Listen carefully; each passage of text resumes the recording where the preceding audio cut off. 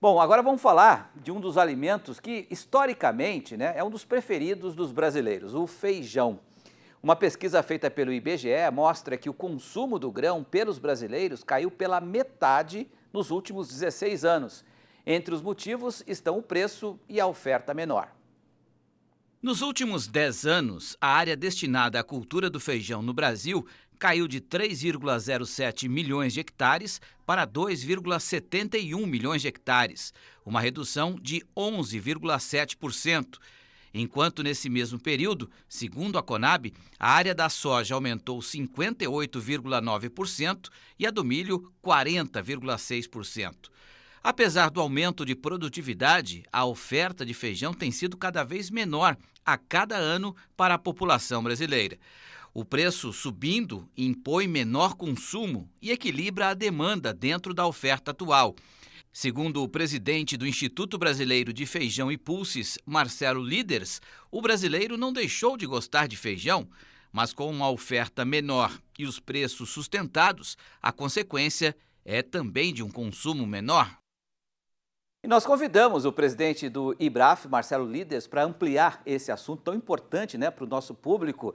Marcelo, você acha que essa é uma tendência que pode seguir aí nos próximos meses ou anos, ou seja, uma redução da área do feijão e uma redução também do consumo do brasileiro? Quais são os fatores que podem mudar isso? Boa noite.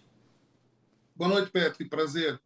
Veja só, nós entendemos que é possível reverter isso. Temos trabalhado para reverter. A primeira coisa foi, a partir de 2005, trabalhar junto com as entidades, como as instituições como a Embrapa, Instituto Agronômico de Campinas, IDR do Paraná, que trabalham com melhoramento, para nós termos uma diversidade de grãos. Tendo uma diversidade de grãos, nós não temos o produtor com um risco de plantar e não ter mercado. O produtor tem muito medo disso. E isso pode acontecer se eles ficarem só no plantio do feijão carioca, que é um feijão que só o brasileiro consome. Então, essa diversidade de grãos foi o primeiro passo ao longo dos últimos anos para que nós tivéssemos essa possibilidade de ter os grãos aqui. Aí entra a segunda parte do trabalho, que é nós fechamos uma parceria com a Apex para promover esses feijões pelo mundo afora. A ideia é que nós possamos produzir com toda a competência que o Brasil tem, os produtores têm de produzir, com um custo relativamente interessante para o mercado internacional também. Mas sempre lembrando, vai ser para buscar exportar os excedentes do Brasil. Então, nós podemos exportar feijão preto, feijão rajado, feijão vermelho, feijão mungo, que é aquele que faz o moyache, o broto de feijão. Podemos exportar azul, que temos na área ali dos feijões fradinhos uma quantidade de pelo menos 5, 6 diferentes cultivares. E isso permitiu que nós, no ano passado, exportássemos para 65 países. Perfeito. Agora, a gente anunciou também, né, que o feijão teve uma redução de área de 12% nos últimos 10 anos, enquanto que a soja subiu mais de 60% e o milho mais de 40% no mesmo período.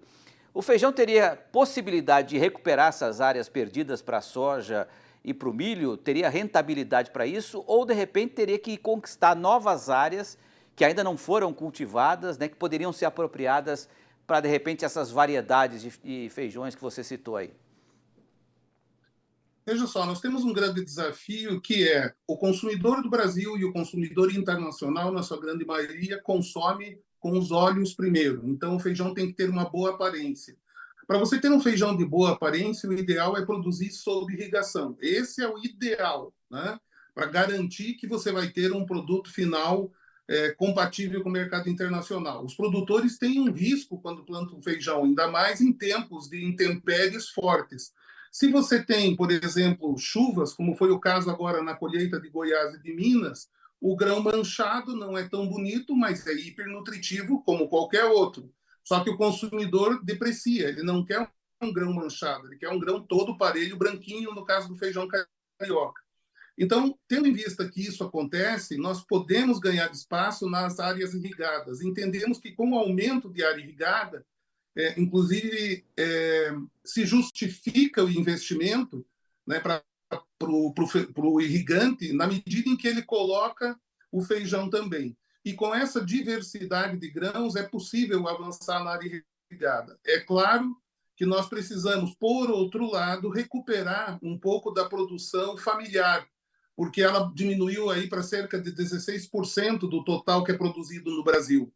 E a produção familiar é aquela, muitas vezes, de subsistência, é aquela que atende a demanda mais próxima ali na micro-região dela, e isso é importante também.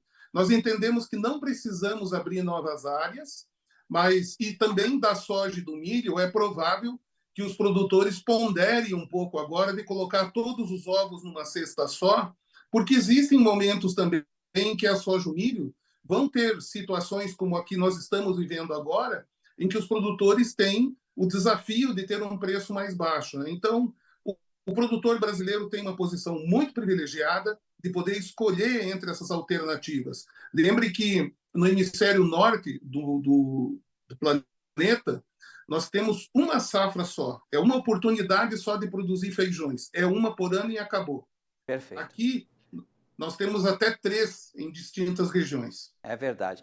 Marcelo Líderes, presidente do IBRAF, obrigado pela sua participação mais uma vez aqui no RN.